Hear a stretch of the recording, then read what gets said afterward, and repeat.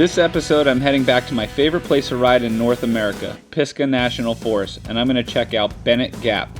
It's a 2.9 mile downhill.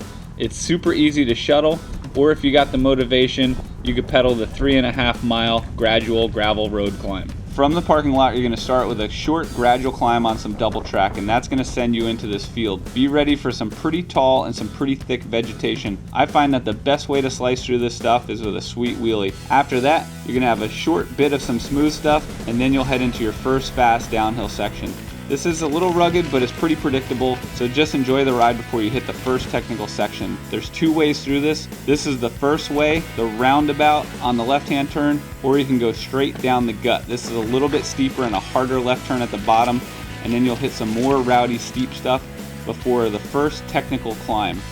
This section is where the trial skills definitely comes into play. It could be a little tricky on a long travel bike, and there's spots to hit your rotors or derailleur, so I like to take a wide line and go straight up, and then it's going to send you into another fast, fun, flowy single track. All these parts are really cool because you're riding in a canopy of trees, and it feels like you're in Star Wars. This is the second super tech downhill section of the trail. Off my right hand side is a pretty significant cliff, and this is a lot steeper than it looks, so crawl through here. And then this drop, you really have to snipe the landing because that tree is directly in front of you when you land. After that, you have a really rocky, really rooty, very steep climb that a lot of people say is a hiking bike.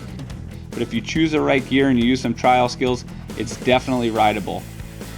Grab a drink of water because you're going to head into a really fun, flowy downhill section after that. This part is super fun. There's some natural jumps and a lot of natural berms. If you ride heads up, you can really haul through this section, and this is one of my favorite parts of the entire trail because you can just go so fast and really let it go. This is the second steep rooty climb of the trail, but it's going to seem like a piece of cake after the last one. So just be prepared and dump your bike into a nice easy gear, and you should be able to spin up this thing no problem. After that, you're going to head into some more steep, fast, flowy single track. You're still in a canopy of trees. This trail drops over 1,300 feet in 2.9 miles, and up top it's pretty steep. Once you get into this wide open section, you have some really cool drop-offs and stuff like that, but you're getting into the last bit of the steep stuff.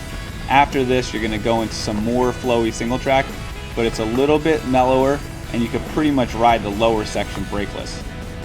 This is the lower section of Bennett Gap. It's not as steep as the top. It's really fast and really flowy. There's not much to worry about other than some tree roots, so you could really enjoy these nice flowy turns. When I see this creek crossing, I like to get on the gas and pedal as hard as I can because there's two trees that fell down that make the perfect trail double.